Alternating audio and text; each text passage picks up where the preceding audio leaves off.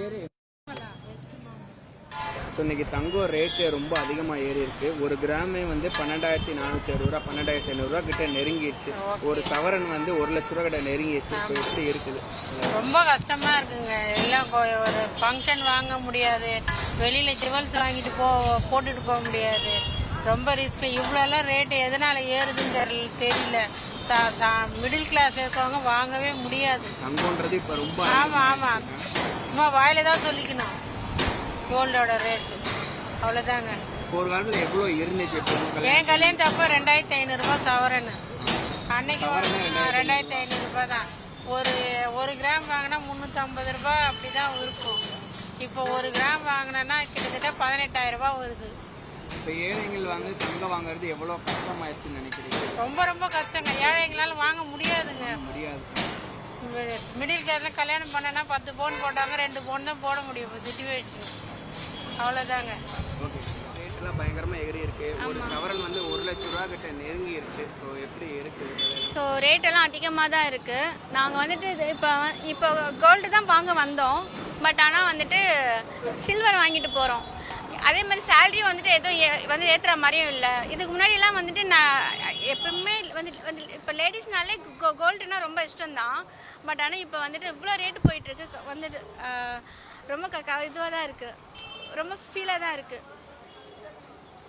Okay. இப்போ மேரேஜாக இருக்கட்டும், இல்லை எந்த ஒரு விசேஷமாக இருந்தாலும் லேடிஸ் சொல்லும்போது நகை போட்டு போகணும். ஆமாம், மொய் வச்சுக்கணும். அப்போ வந்து நகைன்றது ஒரு அத்தியாவசியமாக இப்போ ஒன்றா மாறிட்டு வருது. இப்போ விலைவாசி அதிகமாக இருக்கும்போது அதை எப்படி நம்ம சமாளிக்கலாம்னு நினைக்கிறேன்?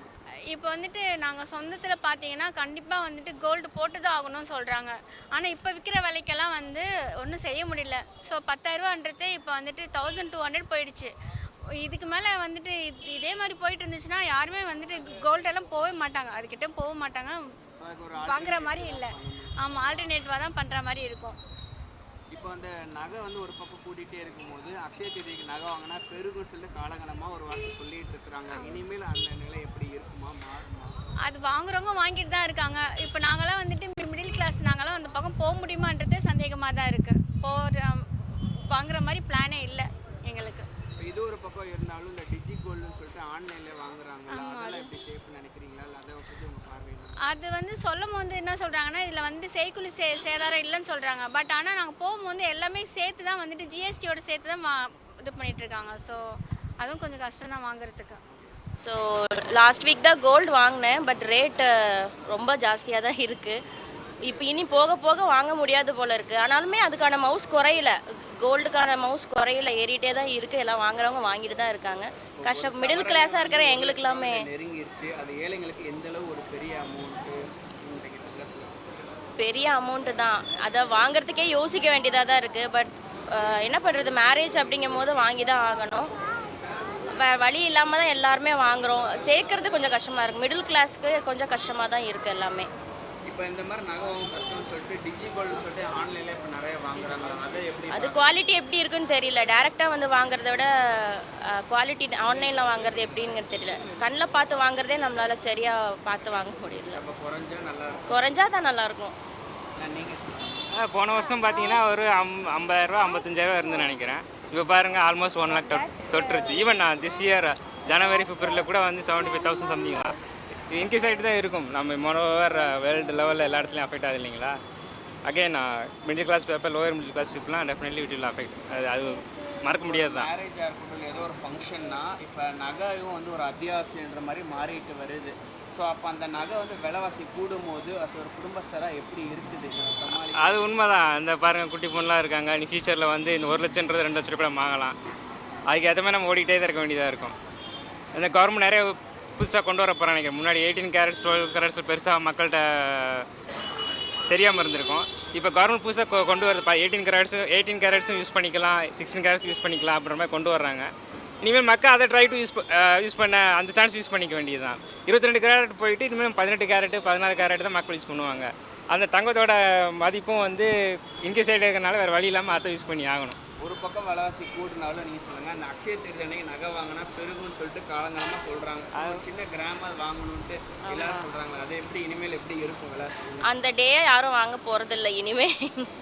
இனிமேல் அந்த டேல யாரும் வாங்க போகிறது கிடையாது. ஏன்னா இவ்வளோ ஏறிக்கிட்டே இருக்கும் போது அந்த ஒரு டேல தான் வாங்கணுன்ட்டு இல்லை. நானும் அந்த மாதிரி வாங்குறது கிடையாது, அந்த டேல தான் வாங்கணுன்ட்டு கிடையாது. அந்த பக்கம் போகாம வாங்காம இருந்தோம்னா அப்போ ஏதாவது ஒரு வழி பிறக்கும் இல்லையா அப்படின்னு ஒரு நம்பிக்கையா நம்ம இருக்கலாம்.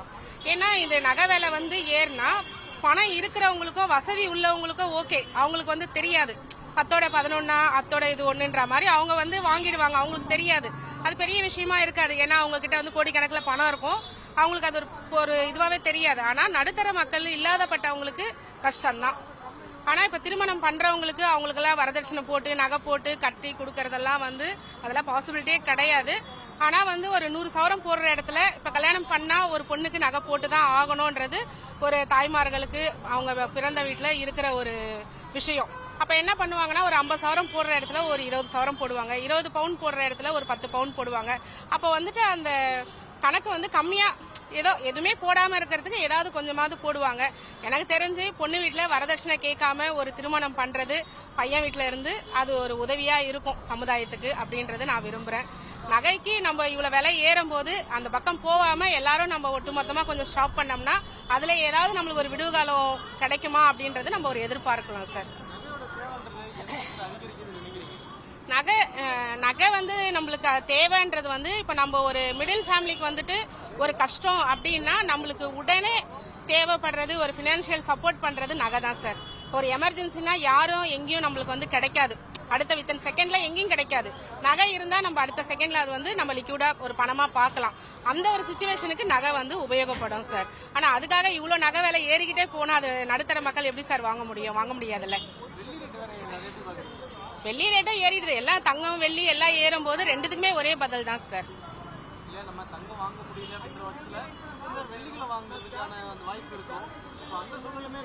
அப்படி இல்ல, இப்ப தங்கம் அப்படின்னும் போது வந்து லேடிஸை பொறுத்த வரைக்கும் தங்கம் வந்து நம்ம வந்து அது ஒரு அலங்கார பொருள், வெள்ளின்றது வந்து நம்ம ஒரு இன்வெஸ்ட்மெண்ட் பொருள். வெள்ளி வந்து நம்ம வீட்டுக்கு தான் உபயோகப்படுத்த முடியும், தங்கம்ன்றது நம்மளுடைய ஒரு அழகுக்காக நம்ம போட்டுக்கிற பொருள். அப்ப வந்து மக்கள் வந்து வெள்ளியில பண்றதை விட தங்கத்துக்கு தான் வந்து அதிக முக்கியத்துவம் கொடுப்பாங்க. இப்ப பணக்காரங்க வசதி உள்ளவங்க பாத்தீங்கன்னா வெள்ளிக்கு இன்வெஸ்ட்மெண்ட் பண்ணுவாங்க. காரணம் வந்து வெள்ளி தட்டு, வெள்ளி டம்ளர், சாப்பிடறதுல இருந்து சமைக்கிறதுல இருந்து பூஜை பாத்திரத்துல இருந்து அந்த மாதிரி வாங்குவாங்க. இல்லாதப்பட்டவங்க சாப்பாட்டுக்கே வழி இல்லாத போது எப்படி வந்து சாப்பாடு தட்டு வாங்க முடியும், பூஜை பாத்திரம் வாங்க முடியும்? அதனால அது இன்வெஸ்ட்மெண்ட் கம்மி. அப்ப 1/4 கிராமா இருந்தாலும் 1 கிராமா இருந்தாலும் நடுத்தர மக்கள் வந்து தங்கத்து மேலதான் இன்ட்ரெஸ்ட் போகுமே தவிர வெள்ளி மேல போகாது. இவ்வளவு விலை ஏறிக்கிட்டே போனா எங்க சார் சேமிக்கிறது? அது சேமிக்கிறதுன்றது பாசிபிள்.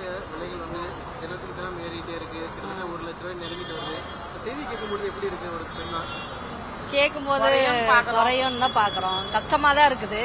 ஆனா தேவைப்படுதே, வாங்கிதான் ஆகணும்.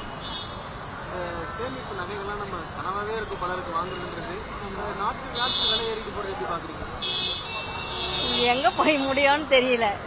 கஷ்டப்படுறவங்க எல்லாம் எப்படி வாங்குவாங்க? இப்ப வசதியா இருக்கவங்க வாங்கிடுவாங்க. ஆடம்பரத்தை தாண்டி நம்மளோட தேவைகளுக்கு ஏதாவது ஒரு கடன் அதிகபட்சம் நம்ம உடனடியே வேணும்னா அந்த நகையை வச்சுட்டு நம்ம வாங்குவோம். வாங்க முடியாத சூழ்நிலை. என்ன பண்றது, மாசம் மாசம் சேமிப்பு திட்டம் மாதிரி போட்டு வாங்கலாம், மொத்தமா வாங்க முடியாதான்.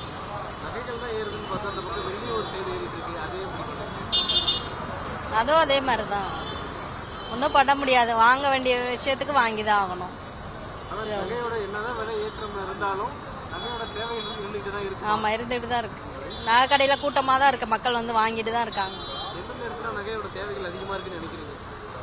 இப்போ நம்மளுக்கு திடீர்னு ஒரு கஷ்டம் வரும்போது அது ஹெல்ப்பா இருக்கு, ஆனா வாங்குறதுக்கு கஷ்டமா இருக்கு. நாங்க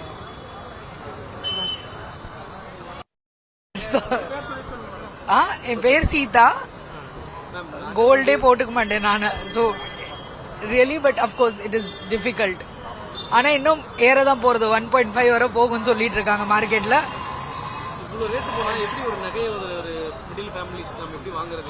முடியாது. கேர்ள்ஸ் வந்து நகை யூஸ் பண்ணுறது ஆர்டிஃபிஷியல் ஜுவல்லரி ஒரு சம்திங், சில்வர் ஒரு சம்திங் விளையாட்டுக்கோ. சில்வரும் ஏறிட்டு இருக்கு, பட் இது ஒன்றும் பண்ண முடியாது. This is inflation and this is how it is going to go. கோல்டா?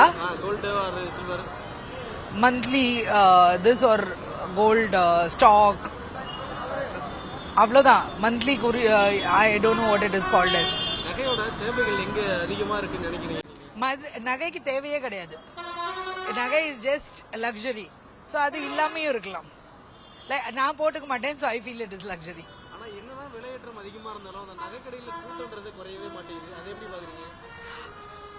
அது கேர்ள்ஸ், லேடிஸ், ஏதாவது ஜென்ஸ் போய் கோல்டு வாங்குறது கம்மி. லேடிஸ்க்கு they like it, so they to it. அவ்வளோதான். தேவைகள் அதிகரிக்கும் பொழுது விலை அதிகரிக்கும். இது தேவையே கிடையாது. கோல்டு வந்து தேவைன்றதுல வரவே வராது.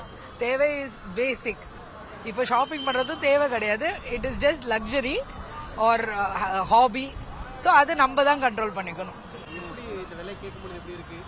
ரொம்ப பகீருங்கிற மாதிரி தான் இருக்குது இந்த விலையை கேட்கும்போது. ஏன்னா மிடில் கிளாஸ்லாம் வாங்க முடியல, ரொம்ப கஷ்டப்படுறாங்க. நல்ல ஒரு வசதியாக இருக்கிறவங்க கூட யோசிக்கிறாங்க. நம்ம முன்ன வந்து அவங்களுக்கு செய்முறை செய்யும்போது ஒரு பவுன் செஞ்சோம், அப்போ அது கம்மியாக இருந்தது. இப்போ வந்து செய்யும்போது நம்ம 3 மடங்காக இருக்கிறதுனால நம்மளால் அவங்க எதிர்பார்ப்புக்கு நம்மளால் செய்ய முடியல. இப்படி ஏறிக்கிட்டே போனால் நம்ம எப்படி மிடில் கிளாஸ்லாம் எப்படி நகை போடணுங்கிற ஆசையே போயிடும் போல இருக்கு. ஒரு பக்கம் தங்கம் தான் ஏறுதுன்னு பார்த்தா வெள்ளியும் நார்மலாக ஒரு சின்ன விளக்கு கூட நம்ம வாங்கலாம்னு ஆசைப்பட்டா கூட அது 6000 7000. அப்புறம் டிஎஸ் போடுறாங்க, வரி எல்லாமே போட்டால் நமக்கு எப்படியும் அது ஒரு தொகையே வந்துடுது. ஒரு 10 கிராம் கூட வெள்ளி வாங்குறதுக்கு யோசனையாக இருக்கு இப்போ வாங்குறதுக்கு. நமக்கு எப்படிலாம் சேமிச்சா நம்ம ஒரு அளவுக்கு கொஞ்சமா வாங்கலாம் அப்படின்றது சேமிக்கலாம்னா என்ன, நம்ம மிடில் கிளாஸ் எல்லாம் சேமிக்கிறதுக்கு சான்ஸ் இல்லை. ஏன்னா இப்போ நம்ம டவுனை பொறுத்த வரைக்கும் ஓகேயா இருக்கலாம். கிராமங்களில் வந்து அவங்களாம் அந்த வயல் வேலை பார்த்தா அந்த காசை வச்சு ஒரு நகை வாங்கலாம்னு ஆசைப்படுறது கூட அவங்களுக்கு அந்த ஆசைக்கு வாய்ப்பு இல்லாமல் ஏக்கத்தோடு தானே இருக்கிற மாதிரி இருக்குது. ஒரு 10 பவுன் போடலான்னு நினைக்கிற இடத்துல கூட அவங்களால 10 பவுன் போட முடியாது, 2 பவுன் தான் போடலாங்கிற மாதிரி சுச்சுவேஷனில் இருக்குது. இப்படி ஏறிக்கிட்டே போனால் நான் எப்படி வாங்குறது? நம்ம இது குறைக்கிறதுக்கு வழி வகுத்தா தான் நம்மளால நகை வாங்கலாம். நாளுக்கு நாள் அதிகரிச்சுட்டே வருது. கிட்டத்தட்ட 1 லட்ச ரூபாய் நெருங்குற மாதிரிலாம் இருக்கு. பாக்குறீங்க செய்தி கேட்கும்போது எப்படி இருக்கு? எனக்கு 3 years பேக் தான் கல்யாணம் ஆச்சு. அப்போ 33 சம்திங் தான் இருந்துச்சு.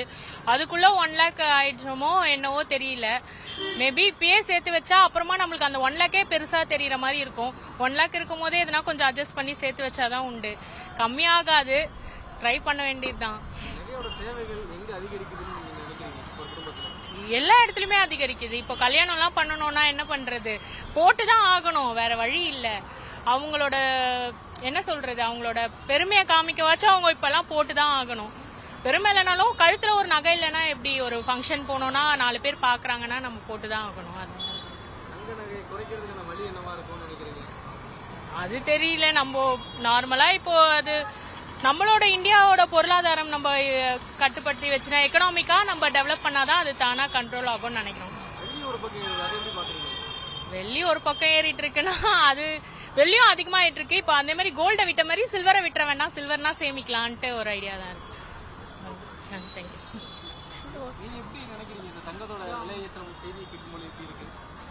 அதிகமாக தான் இருக்கு. இதுவரையும் நாங்கள் வாங்கினதில்லை. நான் வாங்கினதில்லை. இன்னும் சேர்த்து வைக்கணும் தான். ஆனால் அதிகமாக இருக்கு. ஆனால் கேர்ள்ஸுக்கு தங்கம் தானே அழகு, வாங்கி தான் ஆகணும், போட்டு தான் ஆகணும். கொஞ்சம் கம்மியாயிடுச்சுன்னா நல்லா இருக்கும்னு நினைக்கிறேன்.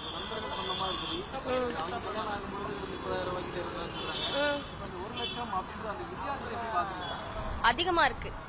1 லட்சம்லாம் ஆகும்னு நினைச்சே பார்க்கல. 25 இருந்துச்சு, அப்புறமா 33, 50 வரும் நினைச்சோம். ஆனா 1 lakh வரும்னு எதிர்பார்க்கல. கம்மியானா நல்லா இருக்கும், கம்மியாகாதுன்னு நினைக்கிறேன். ஆச்சுன்னா நல்லா இருக்கும்னு நினைக்கிறேன். தாண்டும். தாண்ட வேணாம் நினைக்கிறேன். ஏன்னா எங்களுக்கும் மேரேஜ் ஆகும்ல. இன்னும் ஒரு கேர்ள்ஸ்னா ஒரு நகை போட்டாதானே அழகு. அது கம்மியாகணும்னு நினைக்கிறேன். ஆனா ஆகாதுதான் நினைக்கிறேன். பார்க்கலாம். தேவைதான், ஆடம்பரம் இல்ல, தேவைதான். கேர்ள்ஸுக்கு ஒரு நகை தானே அழகு. எப்படி இருந்தாலும் கேட்பாங்களே. இப்ப கல்யாணம் ஆச்சுன்னா எத்தனை சவரம் போட்டு வந்தா தானே கேட்பாங்க. அது நம்மளுக்கு தேவைதான்.